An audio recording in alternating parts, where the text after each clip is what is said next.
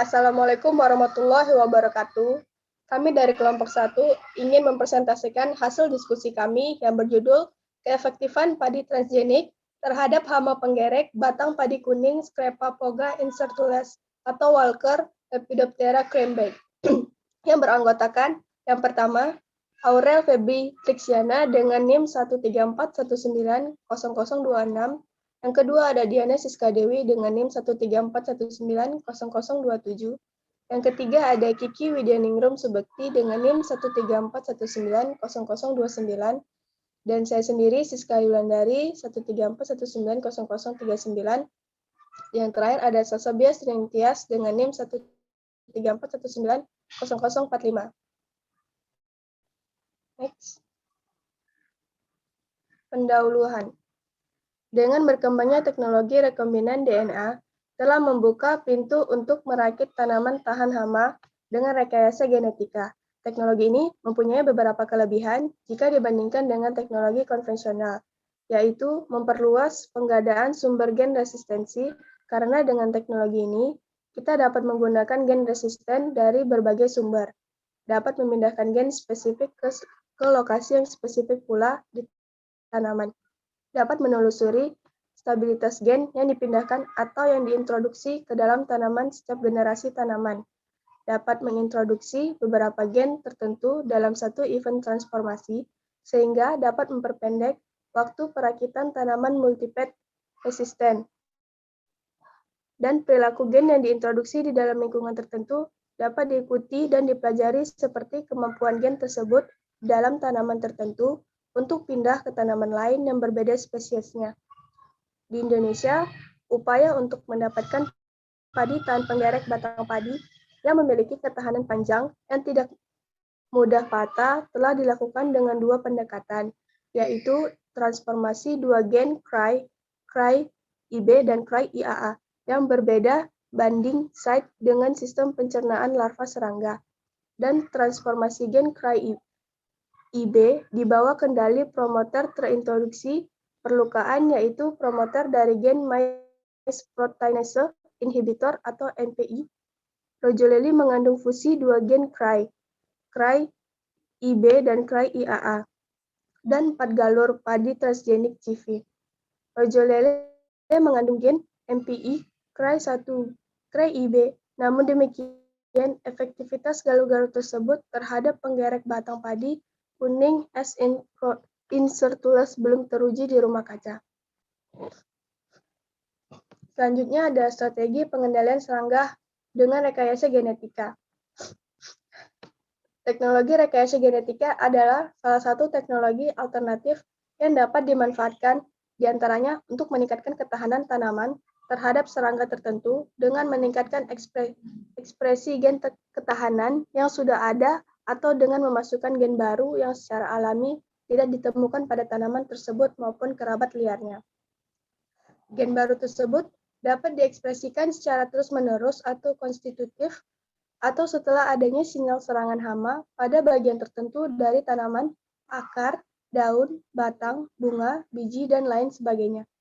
Pada fase pertumbuhan tertentu, vegetatif, generatif, dan pada konsentrasi tertentu di bawah kendali promoter, dan dikenali oleh mesin transkrip tanaman inang. Beberapa strategi yang telah berhasil dilakukan para pemulia dan ahli rekayasa genetika untuk meningkatkan ketahanan tanaman komersial terhadap serangga hama adalah dengan mengekspresikan tosin BT dan meningkatkan ekspresi proteinase inhibitor pada tanaman inang. Dilanjutkan oleh teman saya. Selanjutnya penjelasan mengenai gen CRY penyandi delta endotoksin dari Bacillus thuringiensis, merupakan bakteri yang menghasilkan suatu kristal protein yang bersifat racun jika terhidrolisis dalam sistem pencernaan serangga. Kristal protein BT yang bersifat insektisida sering disebut dengan delta endotoksin.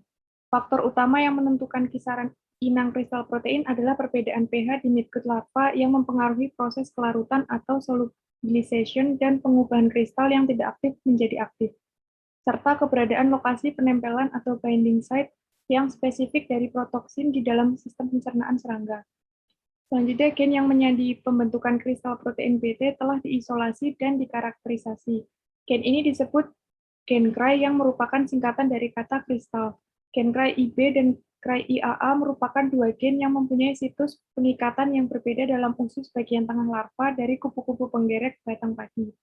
Kemungkinan mutasi dua gen lebih kecil dibandingkan dengan satu gen, sehingga diharapkan dapat memperlambat munculnya hama dengan resisten baru. Selanjutnya, kedua gen ini sangat efektif mengendalikan larva kupu-kupu penggerek batang bergaris atau Psilocypres yang merupakan hama utama di daerah beriklim sedang. Selanjutnya, proteinase inhibitor. Biasanya ada pada benih dan umbi tanaman di mana mereka disintesis dan disimpan. Ekspresi gen proteinase inhibitor tanaman terinduksi pada jaringan vegetatif dalam merespon pelukaan, suatu respon tanaman terkait pada peningkatan ketahanan terhadap serangga.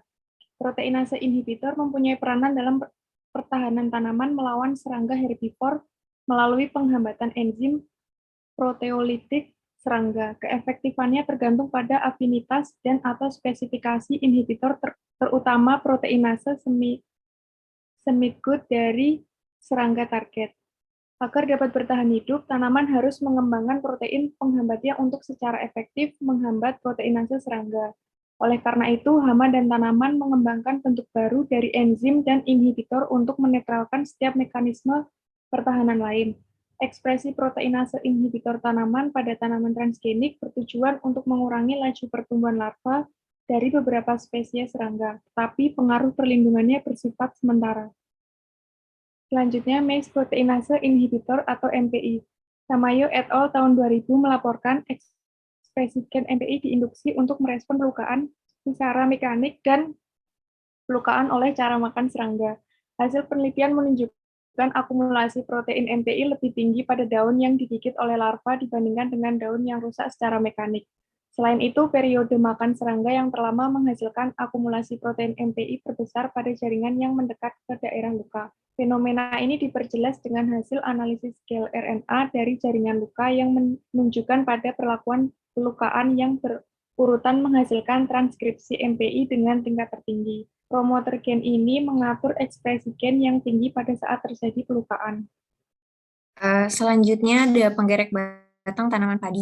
Yang pertama itu ada S. invertulas atau penggerek padi kuning. Yang kedua ada C. supercialis atau penggerek batang padi bergaris. Yang ketiga ada Sesamia inferens atau Walker, penggerek batang padi merah jambu. Yang keempat ada Scripoga innotata atau Walker, penggerek batang padi putih. Yang kelima ada Polysus meyrick, ada penggerek batang padi kepala hitam. Yang terakhir ada Chilo auricilius Dudgeon atau penggerek batang padi berkilat. Penggerek batang padi yang menyerang semua stadium pertumbuhan. Yang pertama itu ada sundep atau death. Serangannya terjadi pada stadium vegetatif yang menyebabkan kematian anakan atau tilar muda.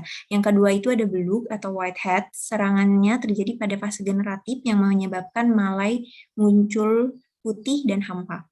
Selanjutnya itu mengenai keefektifan padi transgenik. Yang pertama itu memperluas pengadaan sumber gen resisten, karena dengan teknologi ini dapat menggunakan gen resisten dari berbagai sumber, tidak hanya dari tanaman dalam satu spesies, tetapi juga dari tanaman yang berbeda spesies, genus atau famili, dari bakteri, fungi, dan mikroorganisme lain. Yang kedua, dapat memindahkan gen spesifik ke lokasi yang spesifik pula di tanaman. Yang ketiga, dapat menelusuri stabilitas gen yang dipindahkan atau yang diintroduksi ke tanaman dalam setiap generasi tanaman. Selanjutnya yang keempat, dapat mengintroduksi beberapa gen tertentu dalam satu event transformasi sehingga dapat memperpendek waktu perakitan tanaman multi-type resistant. Dan yang kelima, itu perilaku gen yang diintroduksi di dalam lingkungan tertentu dapat diikuti dan dipelajari seperti kemampuan gen tersebut di dalam tanaman tertentu untuk pindah ke tanaman yang berbeda spesiesnya atau outcrossing.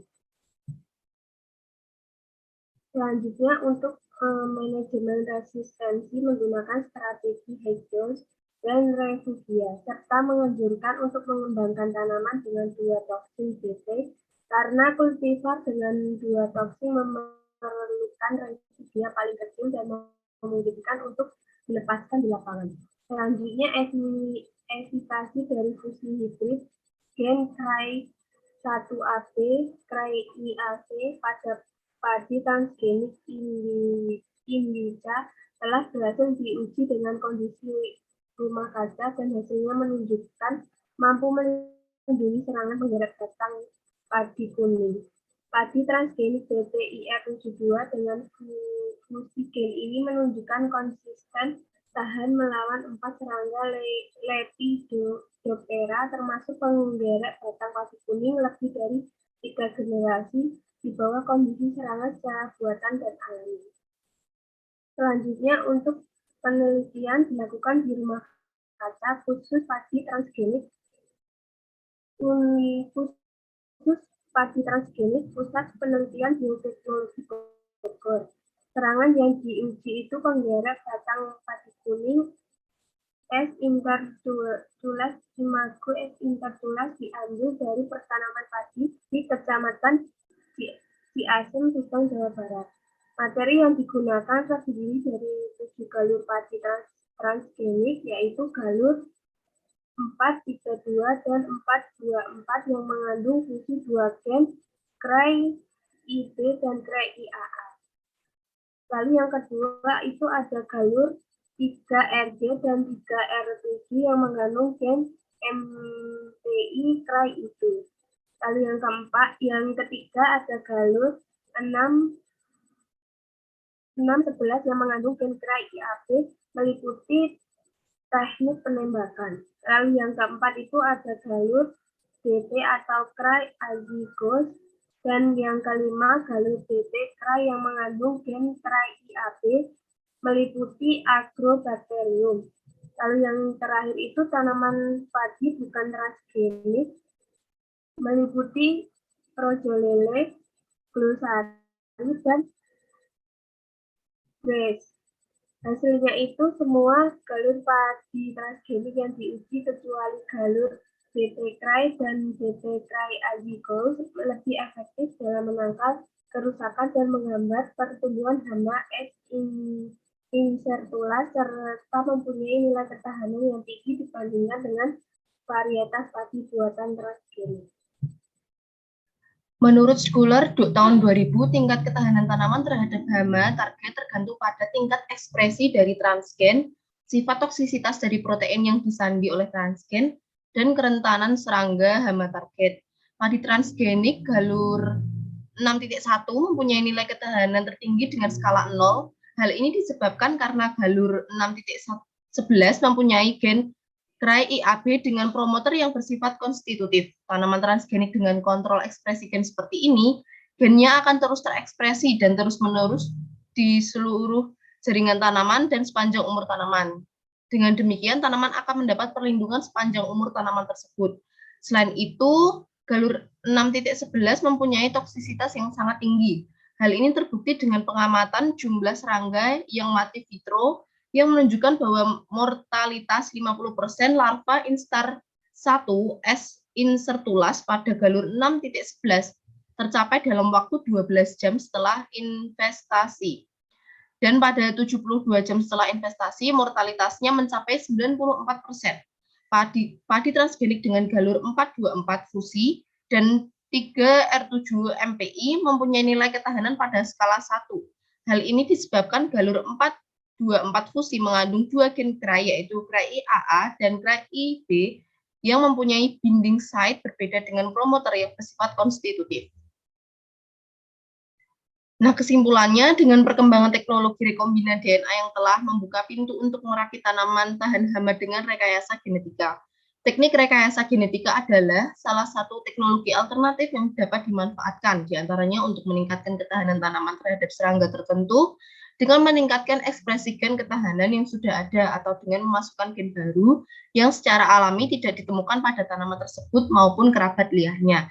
Semua galur padi transgenik kecuali galur DT CRY dan DT CRY-azygos lebih efektif dalam menangkal kerusakan dan menghambat pertumbuhan hama S. incertulas serta mempunyai nilai ketahanan yang tinggi dibandingkan dengan varietas padi bukan transgenik. Sekian, terima kasih. Kami dari kelompok 1 mengucapkan terima kasih. Jika ada pertanyaan, dapat dilampirkan. Terima kasih. Wassalamualaikum warahmatullahi wabarakatuh.